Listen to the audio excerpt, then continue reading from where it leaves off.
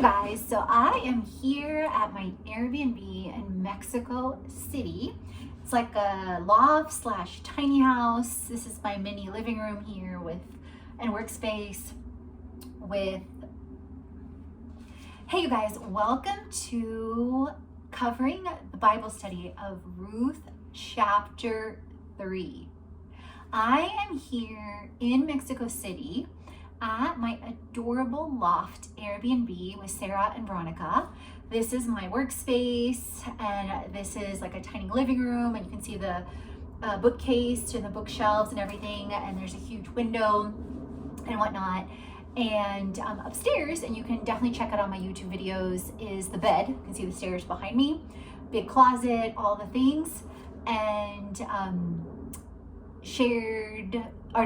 a private bathroom out in the hallway, and shared kitchen space as well. So just to kind of give you guys some insights on where I am in the world, where in the world is Katrina, Julia. So if you've tuned in, you recently on my Bible studies on YouTube, you know that I did Ruth chapter 1 and 2 recently in Honduras, and at the recycled containers that I stayed at with Veronica and with Gabrielle. And I had every intention and goal to finish up in the same place, but sometimes life doesn't happen like that, as is testament because I am actually going to Cancun tomorrow and then flying back to the US, you guys, for the first time since actually my feet will touch down on US soil for the first time since December 31st, 2020. So I will get to spend Thanksgiving with one of my great friends, Angela, in Houston. And after that, I'm not exactly sure because I'm going to get my Apple computer fixed. I tried every avenue here in Mexico City, even though I just bought the computer 6 months ago. And they were shipping the screen, even though it was a manufacturer error, even though they knew that I was stuck in Mexico City and missed one project, or maybe it wasn't meant for me to be there, and got to delay one for Colombia. And I figured, you know what, maybe where I'm being led is to go to the States to solve it. It's easier, faster. I can get the part there minimum or maximum 2 weeks, if not a brand new computer, and then also get vaccinated. I decided to get vaccinated. I'll share more on that in another video. And just community care and different things that were swimming in my brain with the vaccine, and the fact that many countries, it's easier to travel now when you have a vaccine and or you don't need the test. So all of that factored in. So back to, now that you know kind of what's going on in the world of Katrina, let's focus on, and when I say that to myself, not just you, on Ruth part 3. So if you tuned in to Ruth 1 and 2, then you know that I dived deep into the backstory of Naomi and Ruth in part 1 and all that led up to Ruth following Naomi.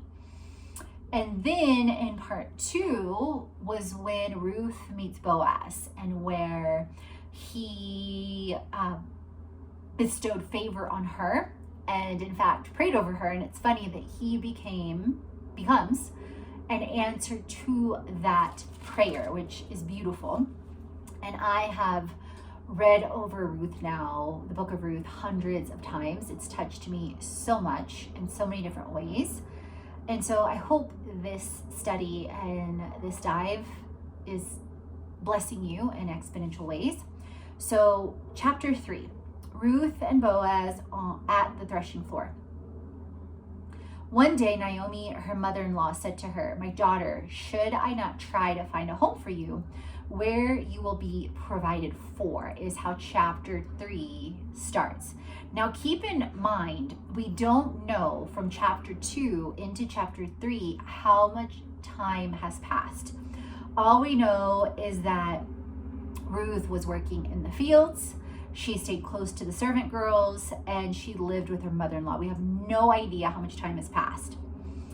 And Then Naomi asks, is not Boaz, with whose servant girls you have been, a kinsman of ours?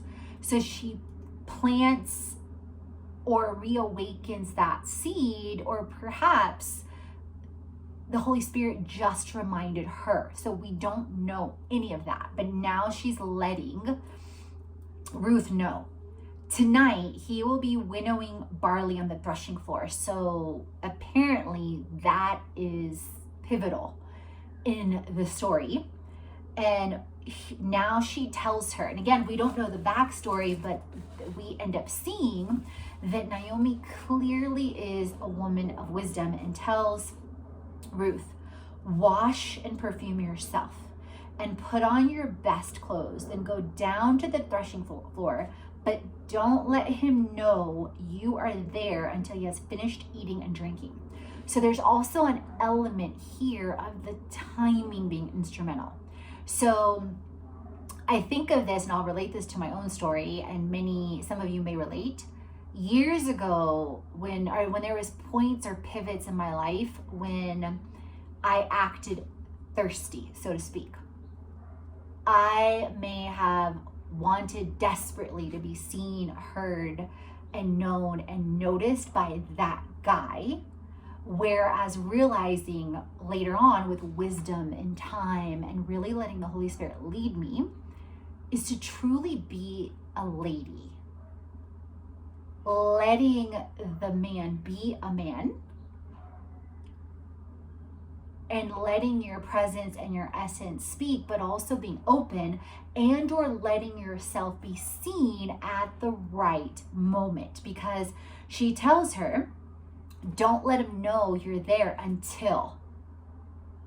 So that's part of that, right? But she doesn't say how until she says, when he lies down. Note the place where he is lying, then go and uncover his feet and lie down. He will tell you what to do. So there's so much going on in this, because clearly we can see Naomi is receiving divine downloads from up above on what to do, how to do it, and at what time to do it, and in what manner to do it.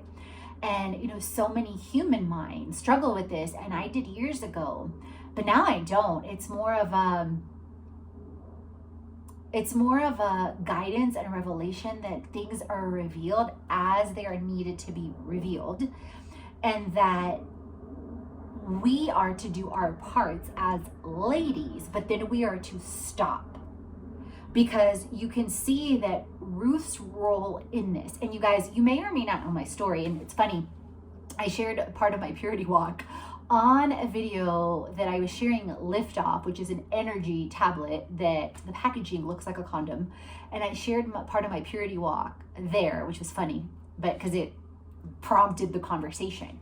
So I've been walking in purity now since the end of 2010.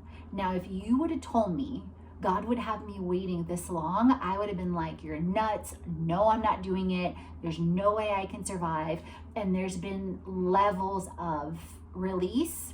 And then there's times where I was tempted with a specific person and really felt like God was doing something in both of our lives massively, and held fast to it. And it's been amazing how I see my worth now as a woman, and that I'm worth fighting for, I'm worth pursuing. And especially as I see other women like Bethany Dawn is one example, or Sadie Robertson Huff, or others. Bethany Dawn specifically ended up reclaiming her purity, similar to my story, as well as her husband, and now they got married. And so many other couples I've seen are couples that didn't have sex till they got married. So I say all that to say, so Naomi clearly had this wisdom. And then she says, when he lies down, note the place, then go and uncover his feet and lie down. He will tell you what to do. So Ruth had a part to reveal herself at a pivotal moment. Then she had a part to uncover his feet and then stop. There was no striving. There was no desperation from what I see. And it was like a flow, right? And I'm reminded of a particular instance in my life of where that played out so beautifully. In fact, I didn't even know I was playing the part that I was playing. I just talked about Angela and going to visit Angela. Her and I had walked into a club, into a dance floor, and literally, like, I walked in, and it was funny because we were having this conversation right before we walked into the club about how my parents had met at a club, about how other couples we had met, we knew and loved, had met at a club and were still together, and all these things. And, we were laughing about it. And then literally when I walked into this dance floor, it was like the Red Sea had parted and the light was shining down from heaven, and the music was playing and the angels were singing, like, and time stood still. And so I don't know the other, the man's perspective, the other person's perspective in this, because a lot of this then led to more and more and more in years of us, being together, off and on. But it was like, just going back to that story, I knew I was playing a part, and I knew I had a perspective, and I didn't know his. And there was so much divine guidance in that situation and in that time. And I know we all have that, whether or I hope and pray you have that, or I hope and pray you will have that. I trust God that I will, again, fully. And we're always playing a part, but it's like, at what value are you valuing yourself? And where are you giving away your power, or where are you striving, or are you letting that person know that they are worth it? So then